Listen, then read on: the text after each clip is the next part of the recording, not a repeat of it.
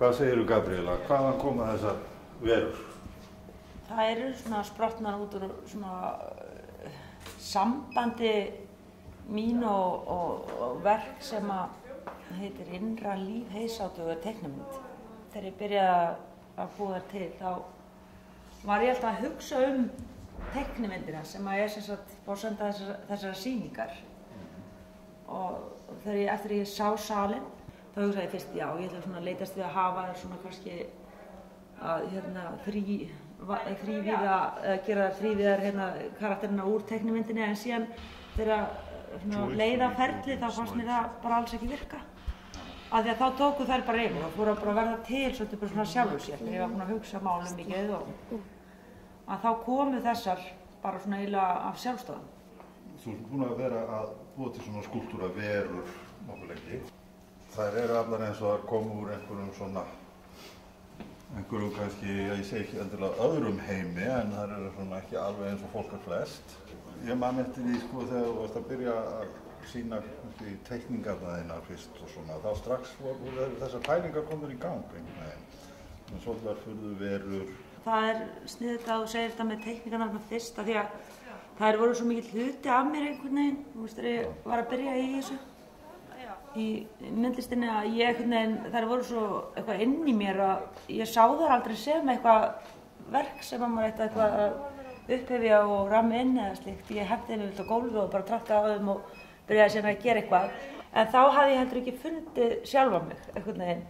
Og þá var ég að gera verk líka, þrífverk sem voru í raun og veru, myndi ég segja að þó hefur verið skemmtilegt að gera þau alltaf og þau voru alveg mín verk, en þau voru ekki sannarlega ég. En þegar ég uppgötaði þetta með teikninguna, þá byrjuðu bara hlutirnir að gerast. Og sérstaklega þegar ég tók inn með þetta lotukerfi náttúrunnar sko inn í bygginguna á verunum. Og þá hef ég oft sko sett niður eins og hey og trjágreinar og svona þurr efni og önnur. Þá hef ég svona oft sett þau inn í svona kerfi þar sem að þau eru kannski svona taugakerfið og svona þessar tilfinningar og svona og svo koma önnur efni sem að túlka aðra hluti innan í manni eða utan á manni.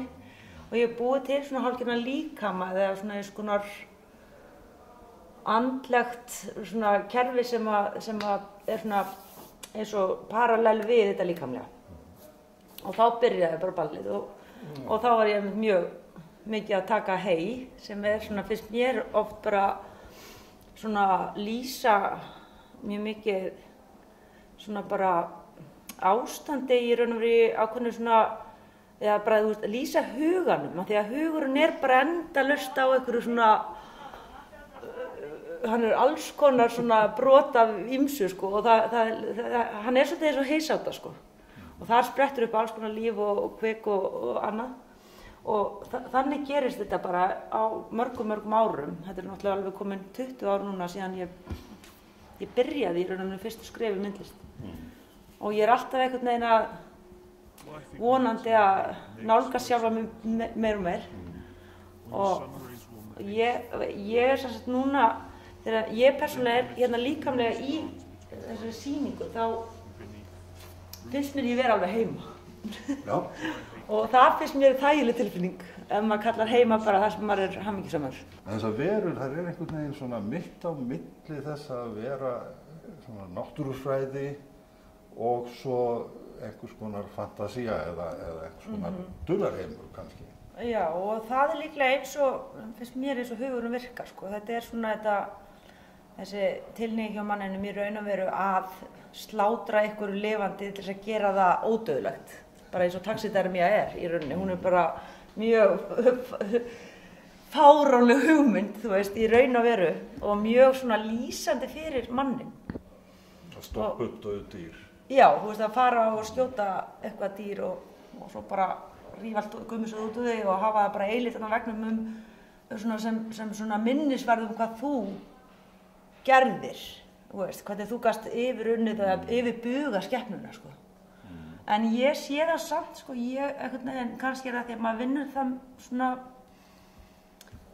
að því ég læti efni oft svo mikið ráða og ég sé mér einhvers konar svona smá svona kompás að þá ég alltaf, held ég þetta sé alltaf ákveð hugar ástand hver stytta. Að því á tíma var ég alltaf að hugsa, já ok, þegar maður búin að gera styttuna þá bara allt dautt. Bara eins og þegar safari veiðmaðurinn bara búin að uppstoppa ljónið og það bara þannig gapandi yfir stofu settinu sko.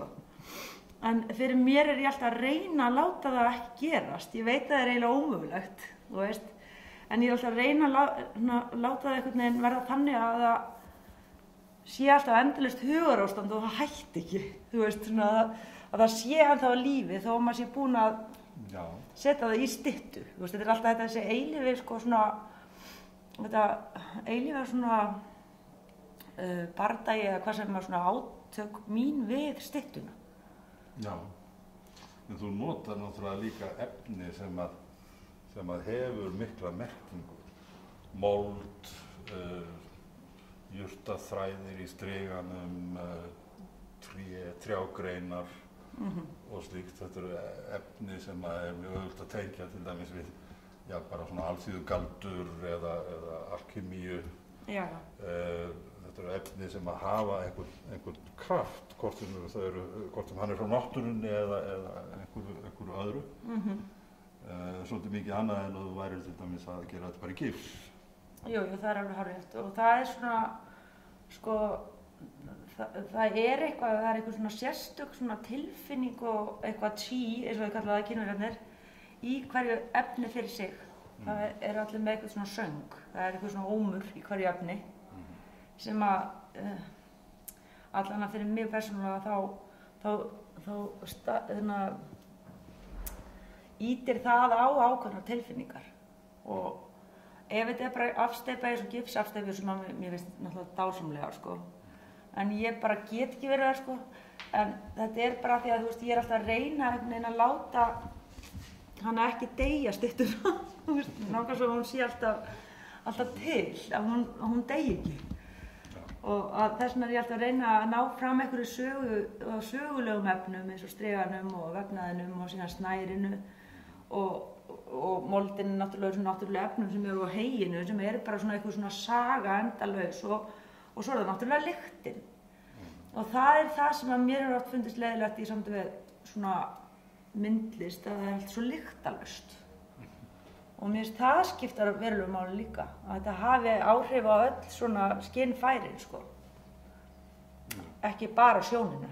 Þetta kemur miklu flottur út, þetta er alveg í kring. Já, þetta hey, það hefur fyllt þér svolítið lengi sem efniviður.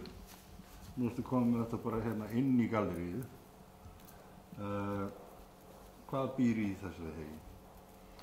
Það er náttúrulega bara sagan, tíminn. Bara lífið býr í þessu. Þetta er svona lífsböndull. En þetta er náttúrulega allt, sko, öll sýningin hérna, hún náttúrulega, eins og ég var að segja, hún er svona upphaflega hugmyndin var að sýna teiknimynd sem ég gerði í fyrra með kvikmyndagerðarmann Pierre Alain Giraud, sem er franskur kvikmyndagerðarmaður.